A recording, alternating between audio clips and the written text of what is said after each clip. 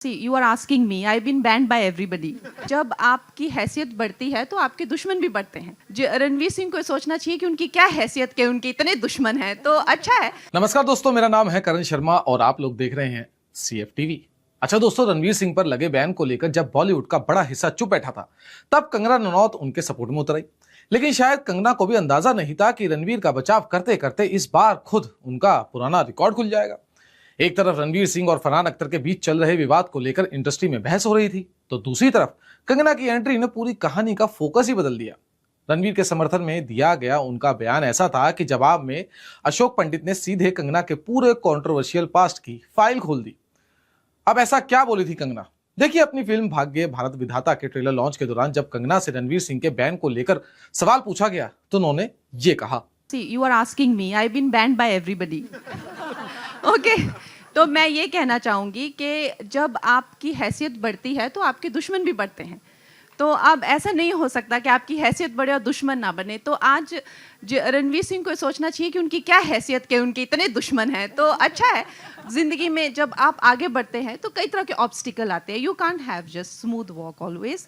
तो मेरे साथ तो इतना हुआ है। और and look, today I am doing well. मेरी भी अच्छी गाड़ी चली रही है, कुछ नहीं फर्क पड़ता। It's okay, everything is going to be fine eventually. Kangana की इसी बात पर रिएक्ट करते हुए अशोक पंडित ने कहा, कंगना कह रही हैं कि उन्हें भी इंडस्ट्री ने बैन किया था। मैंने कहा कि तुम्हें इसलिए बैन किया गया था क्योंकि तुम बकवास करती हो, तुम्हें पता भी नहीं मामला क्या है और तुम बस कमेंट कर रही हो। हम रणवीर के खिलाफ नहीं है, हम जो हुआ है उसके बारे में बात कर रहे हैं। अब ये सिर्फ जवाब तो नहीं था, ये सीधे उस इमेज पर हमला था जो कंगना ने पिछले कुछ सालों में अपने स्टेटमेंट से बनाई है। और यहीं से सवाल शुरू होता है, क्या कंगना को लोग उनकी फिल्मों से ज्यादा उनके बयानों के लिए जानते हैं? अगर पिछले कुछ सालों का रिकॉर्ड देखें तो जवाब शायद हाँ ही होगा। देखिए, 2021 में कंगना ने कहा था कि 1947 में मिली आजादी असली आजादी नहीं थी बल्कि भीख थी, और असली आजादी तो 2014 में मिली है। बस फिर क्या था, पूरे देश में बवाल मच गया। विपक्ष से लेकर इतिहासकारों तक ने उनकी आलोचना शुरू कर दी और कुछ लोगों ने तो उनका पद्मश्री वापस लेने तक की मांग कर दी। फिर आया 2024 का चुनावी दौर। एक इंटरव्यू में कंगना ने ऐसा बयान दिया जिससे सोशल मीडिया को कई दिनों का कंटेंट मिल गया। उन्होंने नेताजी सुभाष चंद्र बोस को देश का पहला प्रधानमंत्री बता दिया।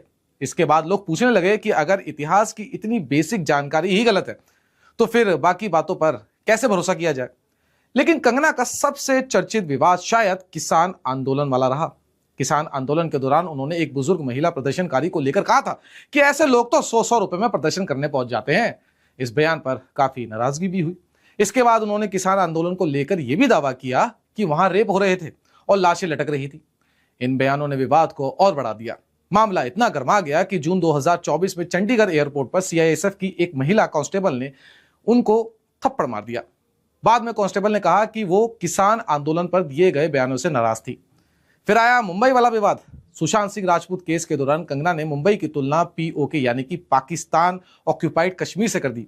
महाराष्ट्र की राजनीति से लेकर फिल्म इंडस्ट्री तक इस बयान पर हर कोई भड़क गया। इसके कुछ समय बाद BMC ने उनकी मुंबई स्थित ऑफिस के कुछ हिस्सों पर बुलडोजर भी चला दिया और आरोप लगाया गया कि वहां अवैध निर्माण किया गया था। इसके बाद मामला अदालत तक पहुंच गया और कई महीनों तक सुर्खियों में भी बना रहा। कोरोना काल में भी कंगना विवादों से दूर नहीं रही।